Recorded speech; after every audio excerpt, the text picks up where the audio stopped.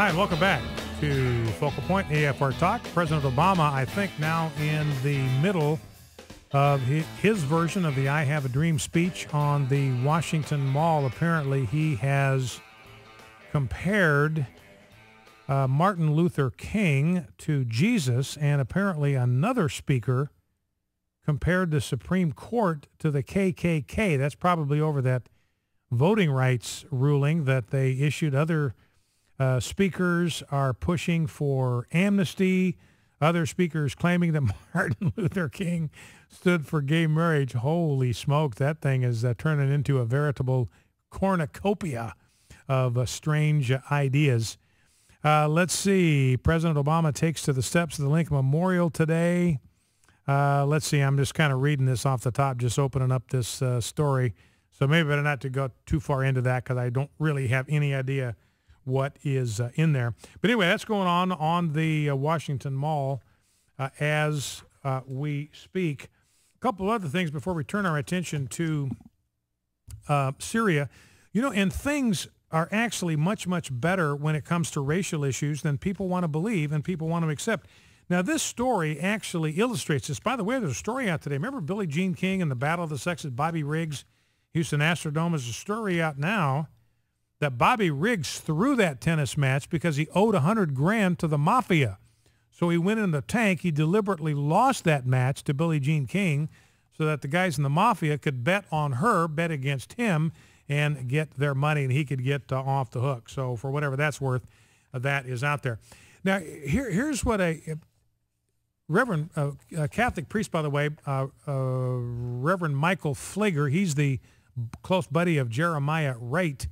He actually issued a call today for a moratorium on shootings in Chicago, which tells you just how much of a problem that is. You know, as somebody said, if gun control laws worked, Chicago would be Mayberry. If gun control laws worked, if they were effective. Yesterday alone in Chicago, one person was killed, 2 people wounded in shootings in Chicago. So he's, you believe it? I mean, calling for just for a one-day moratorium on shootings in Chicago. I mean, that tells you right there just how random and how prevalent shootings are in the city of Chicago. Again, if gun control laws work, that place would be paradise. It would be Tahiti. It would be the Fiji Islands. It would be Mayberry, but it is not. And now here's another, now this will sound strange to you, but this is a story to me that illustrates how far we have come on the issue of race.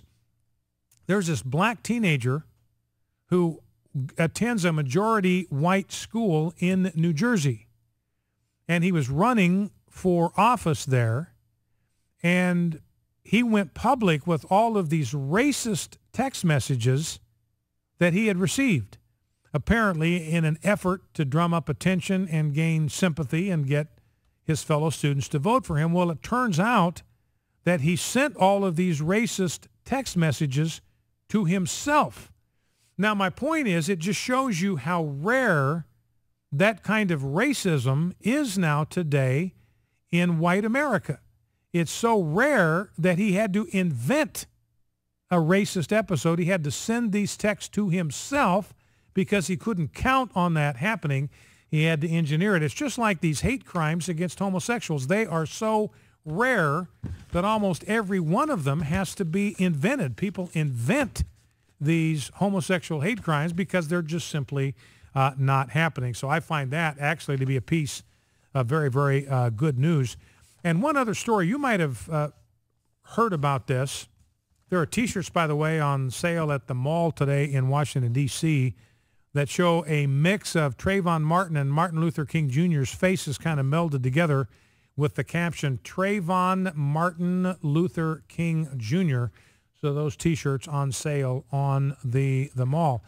Now, you might have heard about this story. It was a story about 25 people that claimed that they were bounced from this restaurant, the Wild Wings restaurant. I forget where this restaurant is located, but there was a picture of all 25 of them. Their story was that they had been bounced out of this restaurant because of the color of their skin.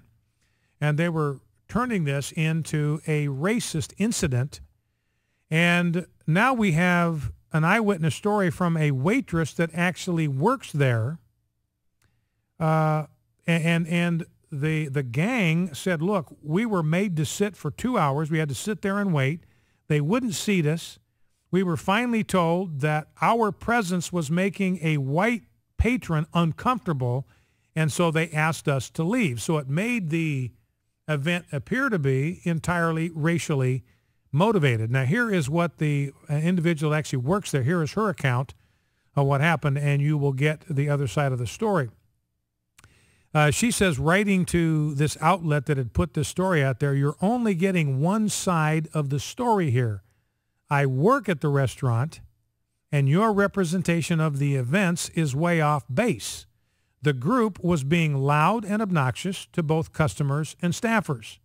They kept complaining about their long wait and were talking about how Whitey was able to get seated, but they were not. The problem was that they had a large group and insisted on sitting next to each other. We only had one area that could accommodate their large group, and the patrons in that area were not done. So yes, some whiteys, quote unquote, were able to be seated before them, but only because they insisted on going to a different area. We also seated non-whites in other areas too. So it wasn't just whites that were being seated ahead of them. They had people of other races were actually seated ahead of them because they were in smaller parties and therefore had more seating options. They made this a racial issue before anything. One of the guests also insulted a deaf white girl because she didn't respond to one of them telling her to move. She was deaf and didn't hear them. They were also all standing in the middle of the walkway, making it difficult for customers to leave. We asked them if they would move over, but they said they can stand wherever they want, and if we wanted them out of the way, then we should seat them. The customer that was offended by a particular individual's constant uses of the N-word. When asked to stop, he threw out a long string of racial epithets against one of my coworkers, and then apparently at that point they were asked to leave. So in other words, the problem here was not the color of their skin, it was the content of their character, and they were judged based on the content of character exactly as civil rights leader Martin Luther King Jr. Requested and insisted. So again, it's another indication that these instances of racism, this is a sign of how far we've come as a culture. These instances of racism, of this blatant racism against blacks based on the color of the skin, they are so rare now. I mean, it's not that they don't happen. I'm not saying that. But they are rare enough that increasingly they have to be invented. 888-589-8840 is the number to call, 888-589-8840. Now, I want to shift attention and talk a little bit about the Syria thing. We'll weave your calls in along with that. But what you've got right now is President Obama intending to go into Syria with these limited and surgical strikes against the Assad regime. Now, one of the problems here is that he has absolutely no constitutional authority to do this, and he has no constitutional authority to do this by his own admission and by the admission of others in his administration. Even President Obama has admitted in the past that he has no authority to actually do this, and John Kerry the same. Now, here's what President Obama said back in 2007. So President Obama, remember I pointed out yesterday, the Prime Minister of England, he's going to reconvene Parliament. He says, look, I want to commit British troops to this effort, but I can't do it without the permission and the consent and the approval of Parliament. So he's calling them out of recess back into session to bring this problem before them and get authorization from the Parliament. President Obama says, I don't need that. What do I need permission of? I don't need permission from Congress to do anything. I will just do a workaround. But here's what President Obama said December 20th, 2007 to the Boston Globe. The president does not have power under the Constitution to unilaterally authorize a military attack in a situation that does not involve stopping an actual or imminent threat to the nation. Well, there's no actual or imminent threat to the United States. So therefore, according to President Obama himself, I repeat, the president does not have power. And, of course, it was fine when he was talking about that cowboy Bush. The president does not have power under the Constitution to unilaterally authorize a military attack. And this is based on what the Constitution says, Article 1, Section 8. Congress shall have the power to declare war and make rules concerning captures on land and water. That is the responsibility of Congress. Now, let's grab a soundbite or two on this subject if we can. Let's go to clip number 5. This is Joe Biden back in 1998 talking about what the framers intended, which the Obama administration is ignoring and violating. What I call the monarchist view of the war powers has become the prevalent view at the other end of Pennsylvania Avenue, and it almost doesn't matter whether or not actually doesn't matter whether it's a Democratic president or a Republican president. And the original framework of the War Powers Clause envisioned by the Founding Fathers, I think, has been greatly undermined over the last several decades. One, on the question of war power, I believe the Constitution is as clear as it is plain. Article 1, Section 8 provides that Congress has the power to declare war and grant letters of marque and reprisal. Article 2, Section 2 provides that the President shall be the Commander-in-Chief of the Army and the Navy of the United States. To be sure, the Commander-in-Chief ensures that the President has the sole power to direct U.S. military forces in combat. But that power, except in very few limited instances, derives totally from congressional authority.